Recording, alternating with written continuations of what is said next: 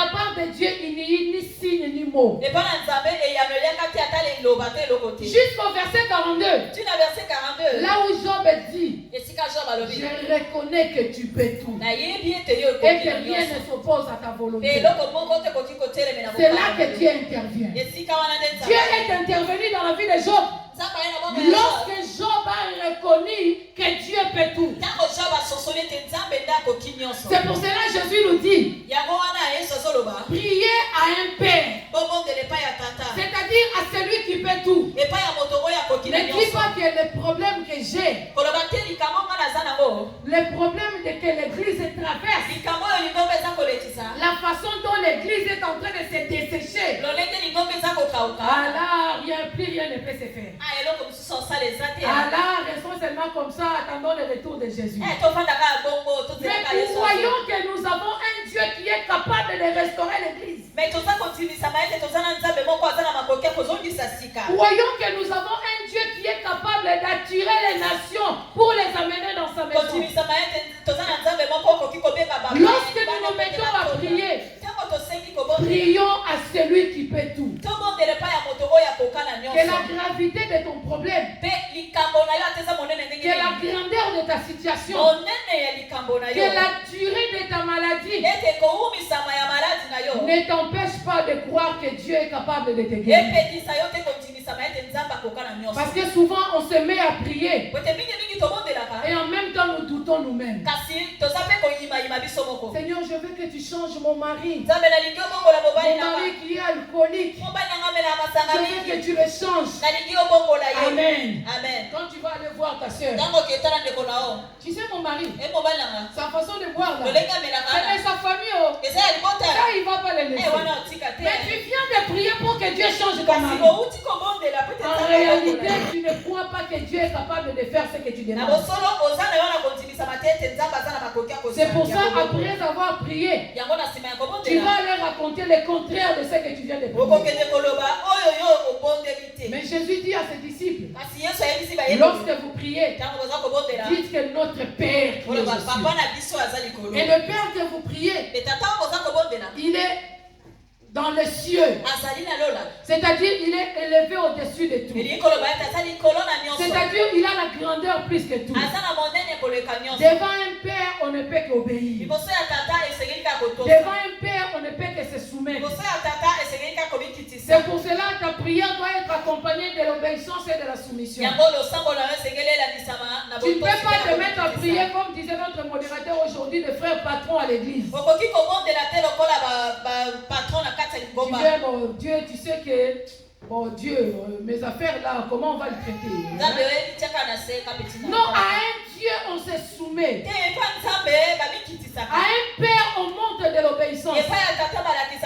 Je ne pense pas qu'un père qui soit ici, qui a un enfant désobéissant, et qu'il soit content de lui offrir des cadeaux.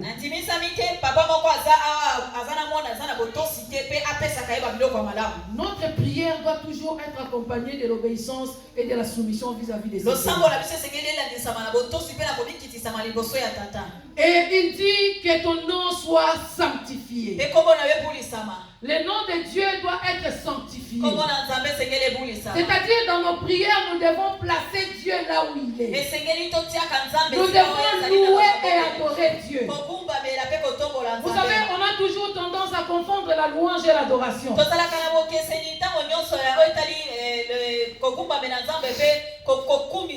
Et parfois on se dit, plus la cantique elle est douce, c'est un cantique d'adoration. Et quand ça bouge trop, et là on dit que c'est la louange. Ça n'a rien à voir avec le rythme de la musique. Ça n'a rien à voir avec le rythme des tambours. Mais ça concerne les contenus. La louange, on loue Dieu par rapport à tout ce qu'il fait. Dieu nous donne la vie, on doit le louer. Dieu nous donne la bonne santé, on doit le louer. Dieu m'a donné un bon mariage, je dois le louer. Dieu m'a donné de beaux enfants, je dois le louer. Je viens de signer un contrat de CDI, je loue Dieu. Mon entreprise marche à merveille. travail, je loue Dieu. Bien-aimé, la louange, même les païens louent Dieu. Un voleur qui est allé voler, puisqu'il n'est pas attrapé, il dit, Seigneur, merci, Seigneur, merci, on ne m'a pas attrapé aujourd'hui. D'une certaine manière, Dieu l'a épargné. Et il loue Dieu. Mais l'adoration, c'est reconnaître ce que Dieu est. C'est dire de Dieu ce qu'il est. Bien aimé, l'adoration, c'est un monde réservé.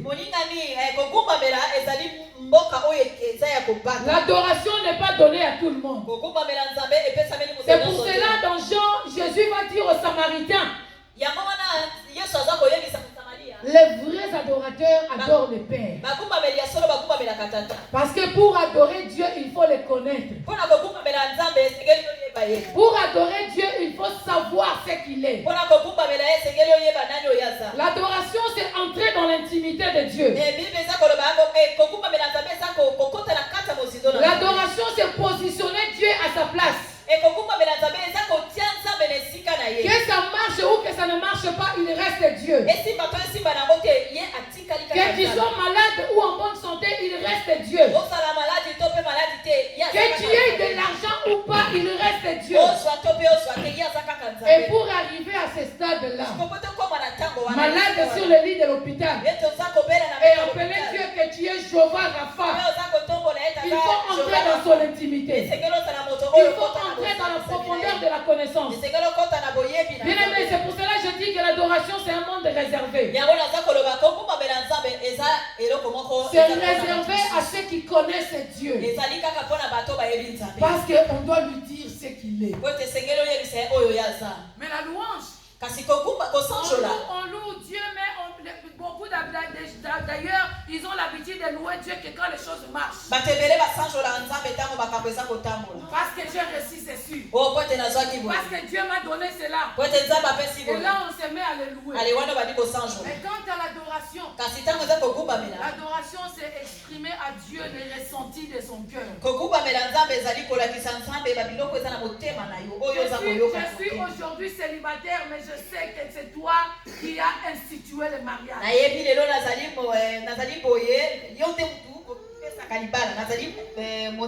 Aujourd'hui, je suis malade, mais la Bible me dit que ton nom est Jéhovah Rapha.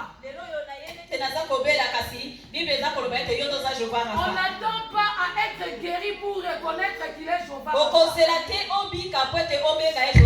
Mais parce que les Écritures me l'ont dit. Parce que la parole de Dieu le déclare. Donc même dans ma maladie, il reste Jéhovah Rapha. Même dans mes manques, il reste Jéhovah Jireh. Il est celui qui pourvoit. Pour arriver à ce stade-là, à l'adorer. Et il dit que ta volonté soit faite sur la terre comme au ciel. Bien aimé, Jacques nous dit, dans le verset que j'avais déjà cité, c'est dans Jacques 4, verset 3. Vous priez et vous ne recevez pas parce que vous priez mal. Ça, c'est la première raison. La deuxième raison, parce que vous priez pour satisfaire vos passions. Mais priez selon la volonté de Dieu. Et il vous sera accordé. Or, pour connaître la volonté de Dieu, il faut connaître sa parole. Tout tourne autour de la parole. Tout tourne autour de la parole de Dieu. C'est pour cela qu'il est crucial, enfant de Dieu, que tu connaisses la parole de Dieu. Il est crucial que tu recherches la connaissance. La Bible dit si mon peuple périt parce qu'il lui manque la connaissance. Si tu demeures dans le manque parce qu'il te manque la connaissance, tu ne pries pas selon la volonté de Dieu. Or, prier selon la volonté de Dieu, c'est rappeler à Dieu ses promesses dans ta vie. Se rappeler à Dieu ses promesses dans ce qui est écrit. Or, toi, les promesses de Dieu par rapport à ta situation, tu ne les connais pas. Tu es malade. Mais tu ne sais pas ce qu'il faut faire quand tu es malade. La Bible dit quelqu'un parmi vous est-il malade? Qui l'appelle les anciens de l'église? Bien aimé, tu peux te dire que non, j'ai prié toute seule à la maison. Dieu peut te faire grâce et que tu es guéri. Mais la parole de Dieu dit, si quelqu'un parmi vous est malade, qu'il appelle les anciens de l'église. Ils vont prier pour lui en loignant d'huile. Et la prière de la foi sauvera les malades. Dieu peut te faire grâce. Tu pries toi-même et que tu es guéri. Parce qu'il est le maître de toutes choses. Mais selon la parole de Dieu, ne garde pas ta maladie. Ne fais pas de ta maladie une propriété privée. Par rapport à ta maladie, appelle les anciens de l'église. C'est la Bible qui le dit. Mais puisque tu ne les connais pas, c'est pour cela que tu demeures dans ta maladie. Et tu vas aller dire que l'église n'a pas de. Et tu diras que l'église n'a pas la puissance. Non, il ne s'agit pas de ngouya de l'église. C'est ton problème parce que tu n'as pas suivi la procédure. Appelle les anciens de l'église. Ils vont prier pour toi. Ils vont te oindre de l'huile. Et la prière de la foi te sauvera. La volonté de Dieu. Nous devons prier selon la volonté de Dieu. Ne prie pas, ne demande pas des choses parce que tu as vu l'autre a aussi. La mode d'aujourd'hui, c'est de se créer des entreprises. On ne veut plus travailler pour les monde. Chacun avec son entreprise. Bon. Il y a déjà 4 personnes dans notre église qui ont créé des entreprises. Seigneur, je vais créer l'entreprise. Seigneur, je vais créer l'entreprise. Avec quelle compétence?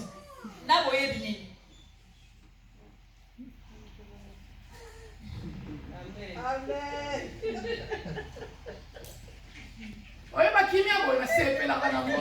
Je me réjouis quand on reste calme comme ça. Alléluia. Amen. Tu veux créer l'entreprise avec quelle compétence? Seulement parce que l'autre a créé l'entreprise. Il a créé l'entreprise par rapport à ses compétences. Et toi, tu vas te mettre dans les mouvements, moi aussi. Avec quelle compétence? Et tu t'attends à ce que Dieu exauce ta prière. Amen. Aussi, il va t'exaucer. Mais avec un nom. Parce que non aussi c'est la réponse de Dieu. Alléluia. Amen. Est-ce que j'ai encore du temps? Non. Aïe, aïe, aïe. Il y a encore beaucoup à dire, mais je vais parler de l'essentiel. Dans la prière, il dit que ta volonté soit faite sur la terre comme au ciel. Donne-nous notre pain quotidien. Vous savez, dans la prière, on doit être précis. Jésus ne dit pas que donne-nous ce que tu dois nous donner aujourd'hui. Il dit donne-nous le pain. Il a précisé le besoin du jour. Quand tu te mets à prier, c'est quoi ton besoin? Quand tu te présentes devant Dieu, tu y vas pourquoi? C'est comme un enfant qui vient voir son père.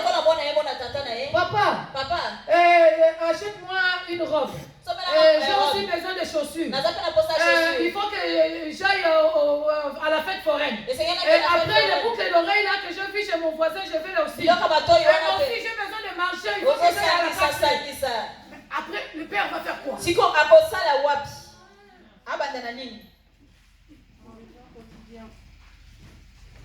Donne-nous notre pain quotidien. C'est que tu as besoin. Et quand tu as vu les problèmes, tu dois aussi savoir définir tes priorités. On n'a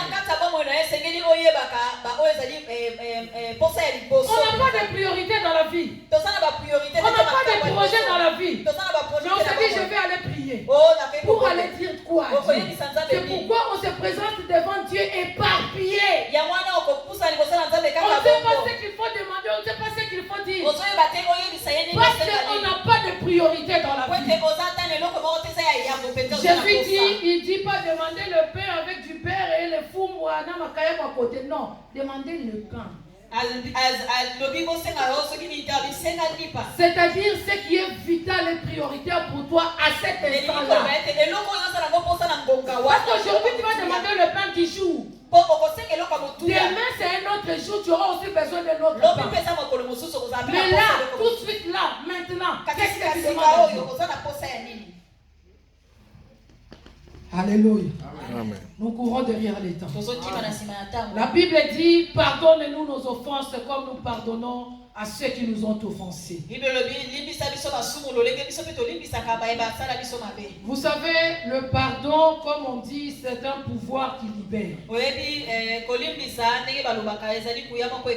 Mais le pardon ne libère pas l'autre, ça te libère toi. Quand tu pardonnes à quelqu'un, ce n'est pas dans son intérêt, c'est dans ton intérêt à toi. Parce que lorsque tu es fistré, lorsque tu as un problème, lorsque tu gardes quelqu'un dans ton cœur, c'est toi qui es bloqué. J'ai fait du mal à ma soeur Christina. Ma soeur Christina qui ne me reproche pas, mais qui garde ça dans son cœur. Moi je suis libre de me dire. Je mange, je danse, je chante. C'est elle qui a un problème dans le cœur. Ce n'est pas moi. Ce problème-là dans le cœur va commencer à la ronger. Elle va souffrir de l'estomac. Elle va souffrir de la gastrite. Mais moi, peut-être que je ne suis même pas au courant que Christina a un problème contre moi. Mais lorsqu'elle pardonne, c'est elle-même qui se libère. Elle se libère du poids qui était dans son cœur. Bien aimé, la personne que tu as gardée dans ton cœur, les problèmes que tu as gardés depuis des années, ça te fait souffrir toi, mais pas la personne à qui tu as ces rancunes. Pardonner, ça te libère toi. Pardonner, c'est pour ton intérêt à toi. C'est pour cela que Dieu nous pardonne sans problème. Parce qu'il sait que c'est dans son intérêt. Vous savez, notre Dieu c'est un capitaliste. Il évolue dans le monde des intérêts. Il pardonne facilement pour son intérêt. Apprends à pardonner. C'est pour ton intérêt. Garde-nous des offenses. Nous devons demander toujours la protection de notre Dieu. Et dans Jean chapitre 14, verset 13 à 14, écrivez, nous allons pas lire pour gagner le temps. Jésus dit, tout ce que vous demanderez au Père en mon nom, je le ferai. Bien aimé, toute prière qui n'est pas faite au nom de Jésus n'est pas une prière et ne t'attend pas à son exaucement. Autrement, si tu es exaucé, la réponse ne vient pas de Dieu. Jésus dit, tout ce que vous demanderez au Père, mais en mon nom, la prière doit être faite au nom de Jésus. Parce que c'est lui qui est notre médiateur entre nous et Dieu. Lorsque Dieu nous regarde, il nous regarde au travers de Jésus. Les sacrifices de la croix, les sangs versés sur la croix, afin que nous puissions avoir accès auprès du Père. Avant que le rideau de temple ne soit déchiré, d'abord il a fallu que le sang soit versé. C'est-à-dire que la puissance du sang qui a ouvert le rideau. Nous ne pouvons pas accéder au trône si ce n'est par le sang de Jésus. Quand Dieu nous regarde, et même quand il est en colère contre nous, quand il veut élever les bras pour nous frapper, Jésus s'interpose. Il te dit, Père, souviens-toi de Golgotha. Et c'est pour ça, lorsque nous prions, même si Dieu n'a pas envie de nous exaucer, même si Dieu n'a pas droit de nous exaucer à cause de nos péchés, mais lorsqu'il regarde, ma belle ou combo sali, je n'ai pas le droit de lui répondre. Mais lorsqu'elle regarde le combo, Jésus. Lorsqu'elle regarde le Congo, elle voit le nom de Jésus inscrit. C'est le nom de Jésus qui véhicule nos prières pour monter jusqu'au trône. La prière doit être faite au nom de Jésus. Toutes ces prières pour être exaucées doivent être faites au nom de Jésus. Et la prière doit être accompagnée de la foi. La Bible dit rien n'est impossible à Dieu. Mais il y a quelque chose qui est impossible à Dieu. Vous savez ce qui est impossible à Dieu? Que tu lui sois agréable sans la foi. La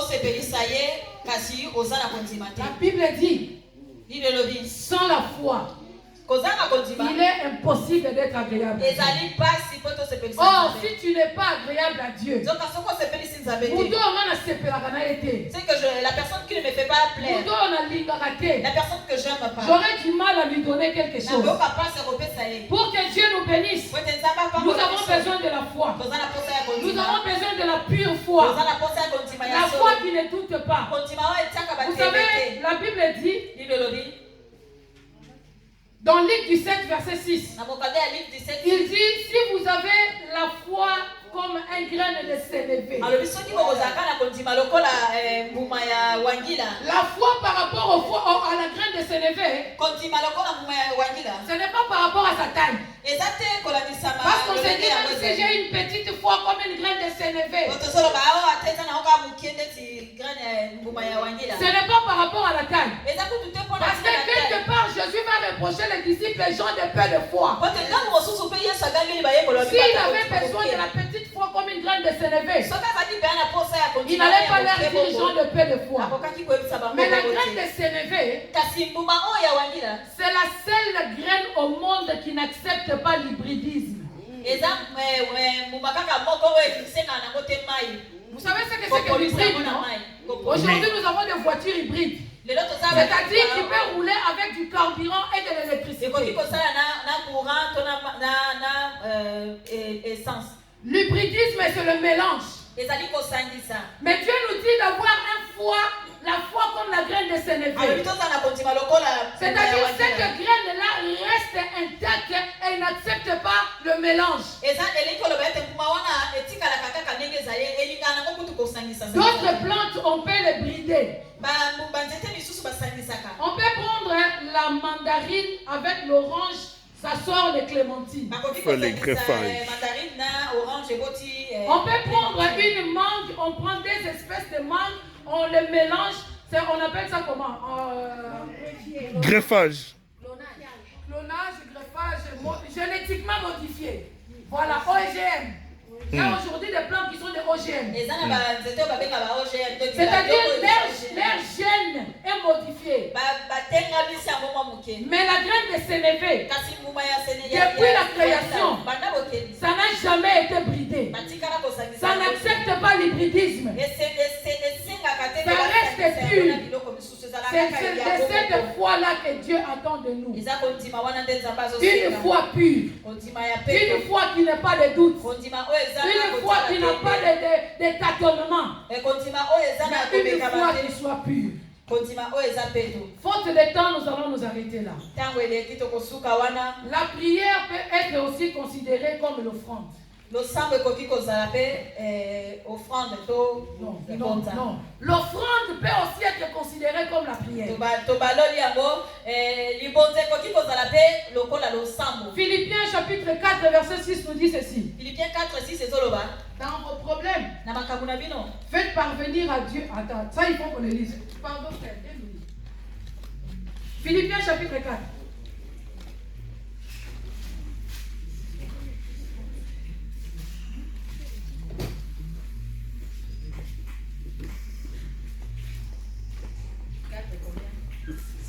Verset 6. La Bible dit, ne vous inquiétez de rien, mais en toutes choses, faites connaître vos besoins à Dieu par des prières et des supplications. Des choses, on rajoute une troisième chose, avec des actions de grâce. Amen. Amen. Ici, l'action de grâce, ce n'est pas nous allons rendre grâce à Dieu. Dieu, je te rends. Non, on parle de l'offrande.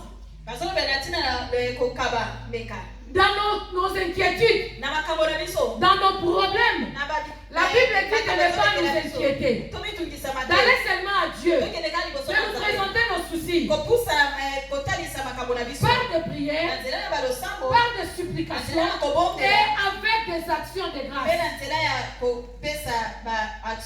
Bien-aimé, l'action de grâce attire la faveur de Dieu. Nous avons vu la première fois qu'on a parlé de la prière dans la Bible avec Abraham. Avant d'évoquer le nom de l'Éternel, il a bâti l'autel. Nous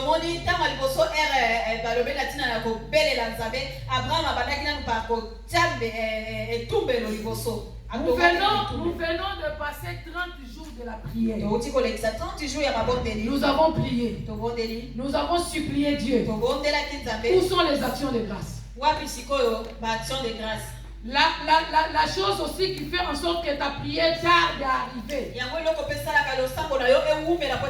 Elle est déjà exaucée ta prière. Mais elle tarde à arriver. Parce qu'elle attend l'action de grâce.